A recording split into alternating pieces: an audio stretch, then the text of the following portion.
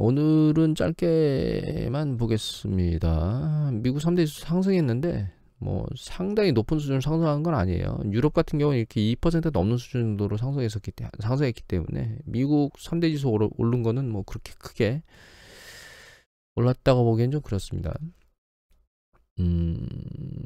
닥스 지수 보시면 이제 꾸물꾸물 헤매다가 머리를 들었고, S&P 500 지수도 마찬가지죠.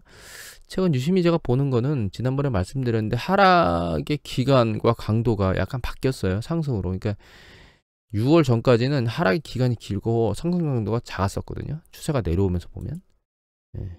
길고 짧고 이렇게 움직였었는데 6월 기준으로 놓고 보면 6월 이제 중순 저점에서 7월로 넘어가면서 7월 초까지 공방을 치고 있다가 그 다음에 이제 상승 하락에 대한 패턴이 반대로 상승이 길고 하락이 좀 짧은 이런 패턴으로 바뀌고 있는데, 요번에 그 패턴을 굳히는지를 좀 한번 봐야 될 것 같고요. 이렇게 바닥을 찍고 올라가는데 한번 생각해 봐야 될 건, 제런 파월 연준 의장이 세차게 내리겠다고 0.75 자이언트 스텝을 하겠다고 하는 그때 세차게 아래로 내려 꽂아졌죠. 3% 넘게 하락했었고, 장중 하락 상하락 폭을 보면 4%가 넘었습니다. 그리고 내려오던 게 며칠 만에, 한 3, 4일 만에 반등의 기미를 좀 보이는 것 같은데, 그때 천연가스를 잠그는 얘기가 나오면서, 공급 안 한다는 러시아 얘기가 나오면서 반등이 실패하고 다시 내려왔는데 이틀 만에 반등 추세로 다시 돌아섰거든요. 0.75 자이언트 스텝을 올리는 거는 이때나 똑같은 상황인데, 지금이나 이때나 반응이 달라진 거죠. 시장에서 자이언트 스텝에 대해서 자연스럽게 받아들이고 있는 거 아닌가라는 생각이 들게 되고, 그러니까 자이언트 스텝을 계속 하니까 시장 투자자들이 이제 무뎌지는 거죠, 거기에. 다만 이렇게 갈 수 있는 이유는 이거라고 보시면 될 것 같아요. 두 가지인데, 한 가지는 이거 뉴욕 연준에서 하는 물가 상승 기대치거든요. 이게 파란 게 1년치고 이게 3년치입니다. 1년치가 주요치거든요. 보시면 6월에 정점을 치고 7월 달에 내려왔습니다. 8월 달에 연이어 내려왔어요. 이것 때문에 CPI 지수가 내려올 수도 있겠다라고 하는 기대치들이 지금 높아지고 있거든요.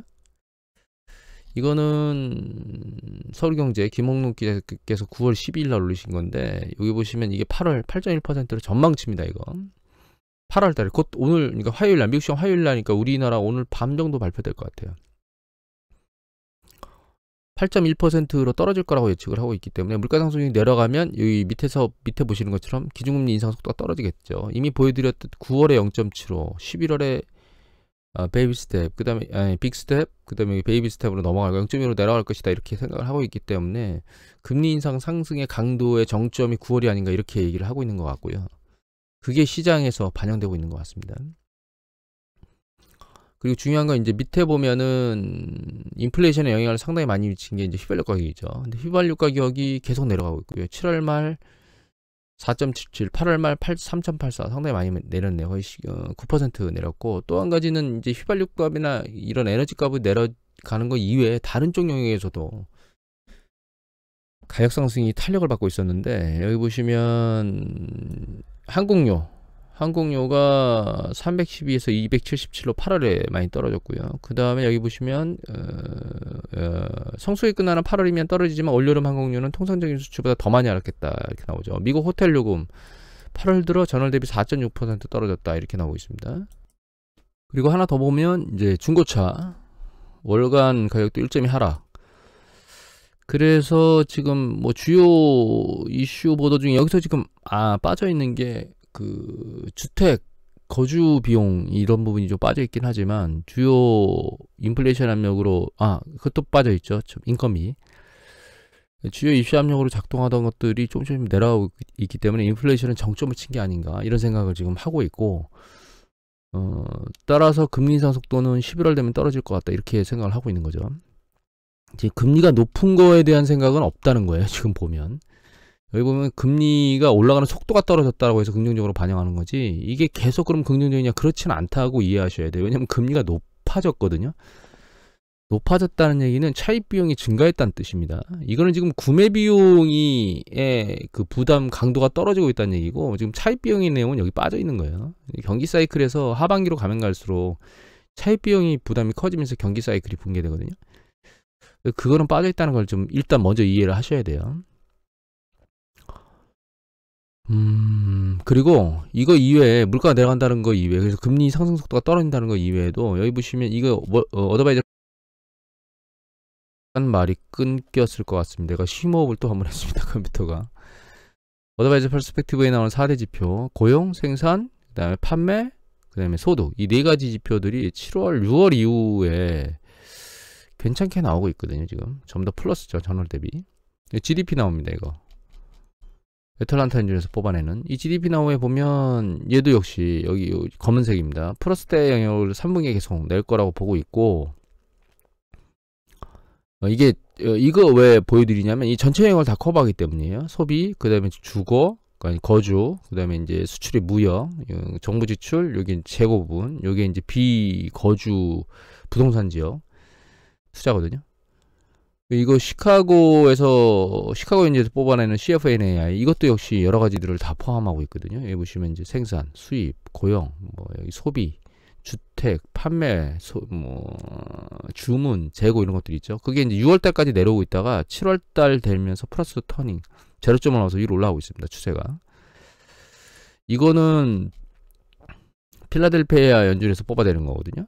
이것도 역시 마찬가지로 여기 보시면 여러 가지 고용과 관련된 것, 그다음에 산업 생산, 여기 소득, 제조, 생산이죠. 그다음에 거래, 무역, 판매, 그다음에 GDP 이런 거 다 포함한 건데 여기 지금 6월 달까지 밑으로 내려갔다가 위로 이제 7월 달, 8월 달 이렇게 넘어오고 있어요. 상승 강도가. 그러니까 6월까지 좀 안 좋은 패턴으로 계속 내려가다가 다시 이제 터닝해서 7, 8월 달 반등하는 모습을 보이고 있다는 거죠. 이 경기 수축 국면에서 일어나는 패턴은 아닙니다. 이 패턴이. 이게 일시적인 반등이냐, 일시적이라 해서 바로 꺾일 거냐, 그렇지는 않을 거라고 보고 있습니다. 하반기에 조금 오르다가 내년도로 넘어가면서 전진적으로 또 힘을 잃어가지 않을까 이런 생각을 좀 하고 있고요. 그래서 지금 주가 상승이 이렇게 S&P 500 지수가 올라가는 건 일정 부분 추가적인 여력을 더 가지고, 그러니까 반등해서 좀 더 올라갈 수 있는 여력을 가지고 있다고 보고 있습니다. 지금 현재. 일단 현재 가장 중요한 이슈는 기준금리 인상, 인플레이션 압력 이 두 가지. 그 다음에 이제 푸틴의 에너지 난리를 쳐서 유럽의 경기 수축 국면 뭐 이런 것들인데,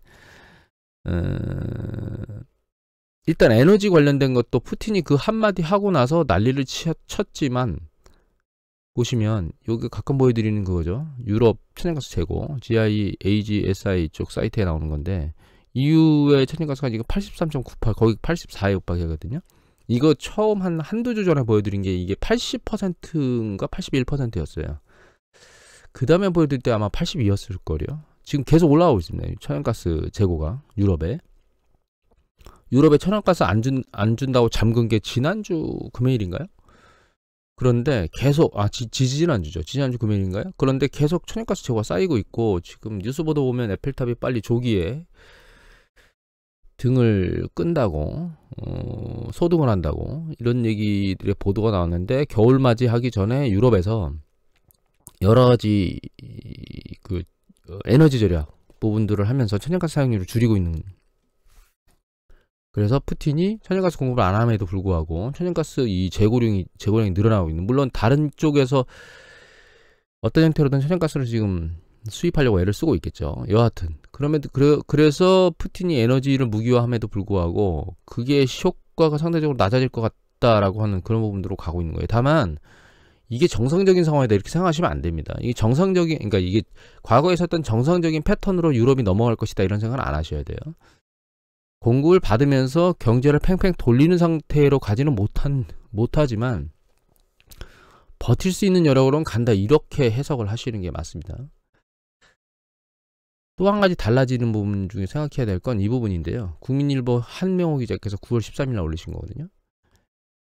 여기 보면 이제 이지움 되찾고 러군 퇴각, 지금 러시아가 하르키우 여기서 뭐 본격적으로 퇴각을 막 해대고 있거든요. 그래서 그 주변 영역이 계속 이렇게 러시아가 우크라이나가 탈환하는 뭐 그런 소식들 막 들어오고 있는데 여기 보면 이지움이라고 돼 있잖아요. 근데 이건 느린 거고, 오신트 얘기 들으면 이거보다 훨씬 더 빠릅니다. 지금 이지움이 어디냐면 여기거든요. 요 밑에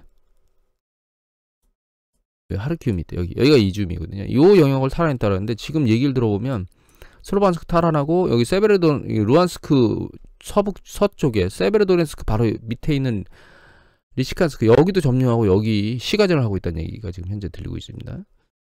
그리고 여 밑에 있는 이 도네츠크에도 포격을 하고 있다. 뭐 이런 얘기들이 들리고 있거든요. 그다음 이 밑에 있는 헤르손 난리를 치고 있죠 지금. 여기 밑에 이 세바스토폴 이 항구도 공격을 하고 있다는 얘기들이 막 들리고 있거든요. 그래서 위에 보면 이 얘기가 나오죠. 러시아는 협상 얘기를 하고 있지만 우크라이나는 일축하고 있습니다. 전세가 뒤집혀가지고 러시아가 군수물자 상당히 많이 소진하는 상태이고 군병력도 상당히 많이 소진이 돼가지고 버티지는 못하고 있는 상황입니다. 그래서 다른 점령지를 빼고 이쪽 이제 확대가 아니고 방어 쪽으로 가려고 하고 있는 것 같아요.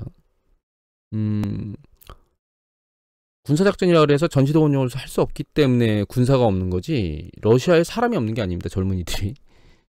근데 문제는 그렇게 군사작전을 하도록 그 전시동원령을 할 수가 없는 상황이죠. 정치적인 위기에 몰릴까봐. 좀 걱정이 되는 게 푸틴이 군장성도 상당히 많이 쳐냈거든요. 거기다가 정보부 쪽도 막 쳐내는 작업들을 했는데 철옹성이긴 하지만 그렇게 주변을 자꾸 쳐대면 문제가 있지 않을까. 좀 기반이 좀 흔들릴 수도 있지 않겠네. 이게 뒤집힌다는 얘기는 아닙니다. 그러니까 정치적으로 약간 구석에 몰릴 수 있는 그런 상황. 그러면 이제 행보가 조금 누그러질 수도 있겠죠, 상황이. 또 한 가지는 이건데 우크라이나전이 반역이라고 구의원들이 이거를 결의안을 통과시켰다는 거예요. 중요한 건 이 구의원들이 푸틴의 고향이라는 기사를 제가 봤거든요.